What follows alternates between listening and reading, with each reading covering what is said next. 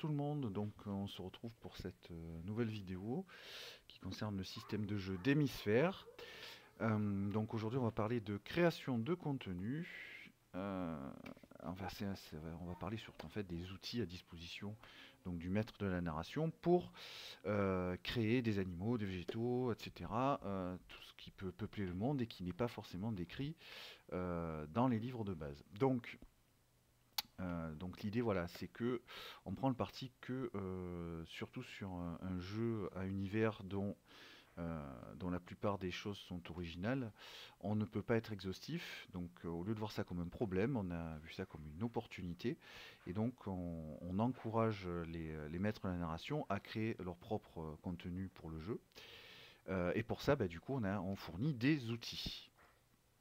Donc par exemple, pour les espèces animales et végétales, on fournit des arbres de classification hein, qui permettent de faciliter la création.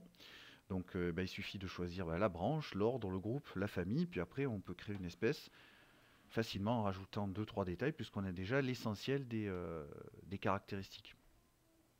Donc ça permet de relativement rapidement créer de nouvelles espèces tout en restant cohérent avec l'univers. Alors bien sûr, hein, vous pouvez créer une famille ou même un groupe, hein, il n'y a pas de problème. Mais on fournit déjà cela, quoi. Ensuite donc, pour tout ce qui est PNJ, culture locale, etc., il faut savoir que le continent Fertis contient 13 ethnies, donc c'est reparti sur les 4 espèces. Et donc bon, ça sert déjà pour la création de personnages pour les joueurs, hein, mais on peut s'en servir aussi pour les PNJ, les cultures locales, etc.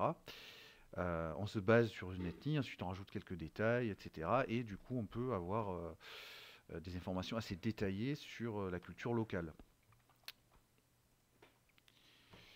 Ensuite, donc, il y a aussi des processus de création d'environnement.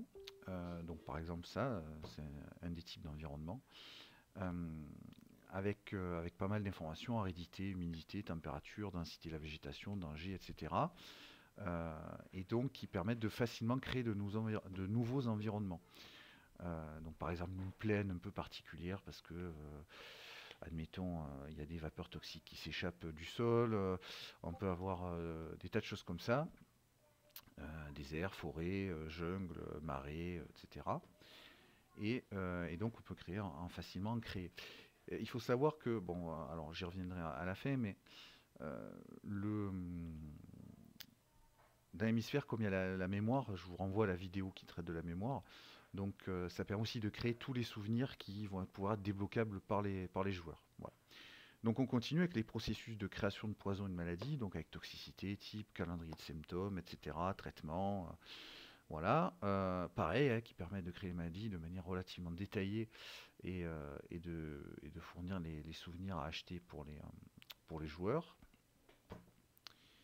Pareil donc pour les matières et substances, hein, donc avec la rareté, les interactions que ça peut avoir. Peut y avoir des matières très étranges qui réagissent par exemple à la lumière en explosant ou au froid paradoxalement en s'enflammant quand on le refroidit. Enfin voilà, il peut y avoir des tas de choses comme ça. Et aussi, ben, ça permet de voir comment on peut créer de nouvelles matières, les alliages, les compositions, voilà, comme la poudre noire par exemple, qui peut être inventée. J'y reviens juste après. Et ensuite, donc, les créations d'innovation qui concernent donc, tout ce qui est nouveauté. Ça peut être l'imprimerie, la poudre, le moteur à vapeur, la montgolfière, etc. Et les améliorations, ça peut être amélioration d'armes ou de transport, ou peu importe, hein, ça peut être des tas de choses qui permettent d'améliorer l'existant.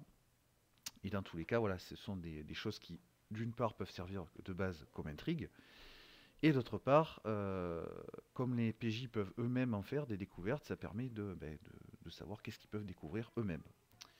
Voilà, voilà. Donc, dans la prochaine vidéo, on parlera des méta-règles, qui sont les règles spécifiques selon le type de groupe. Et voilà. Donc, je vous souhaite une bonne journée. N'hésitez pas à liker, commenter, partager. Et je vous souhaite une bonne journée. Au revoir.